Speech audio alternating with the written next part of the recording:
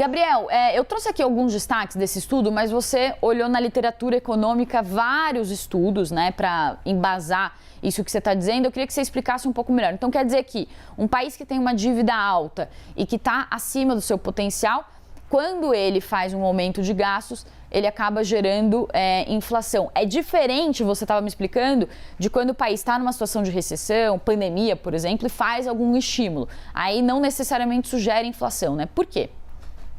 Perfeito, exatamente isso. O ponto de partida faz toda a diferença.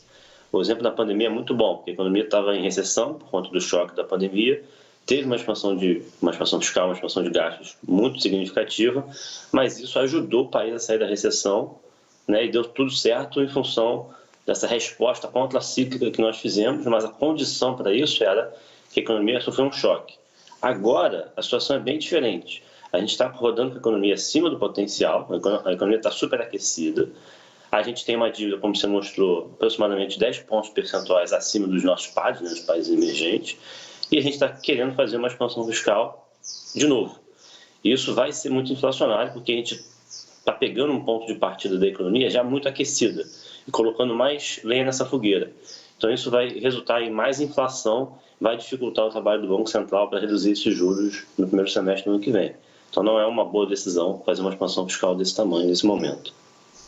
Gabriel, os economistas, você inclusive falam que seria possível fazer frente às necessidades mais urgentes com valor menor, né? Aí ontem a PEC foi desidratada de 200 bi para cerca de 170, isso traz algum impulso aí, deve trazer algum impulso para o mercado. Também o Bolsa Família, ele não vai mais ser tirado do teto, fica dentro do teto, que traz mais amarras fiscais. Mas eu queria abordar com você, já que foi muito falado esse assunto até ontem, dois aspectos importantes de ontem. Um deles foi a menção à teoria monetária moderna, dentro do texto da PEC. E o outro ponto é que a nova discussão sobre o novo arcabouço fiscal, as novas regras fiscais, vão ser feitas por meio de lei complementar. Por que esses dois pontos incomodaram tanto?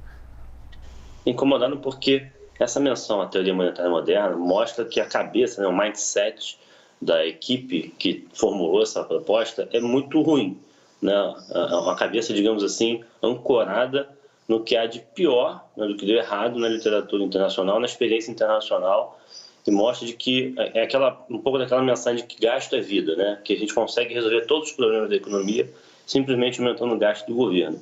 E não é assim, né? A gente sabe que existem pré-condições para que expansões ou contrações fiscais deem certo. Então, essa menção à teoria monetária moderna ela é muito ruim porque mostra uma sinalização de que o mindset, né, a posição mais ideológica, digamos assim, está dominando o centro dos debates, né, dessa PEC.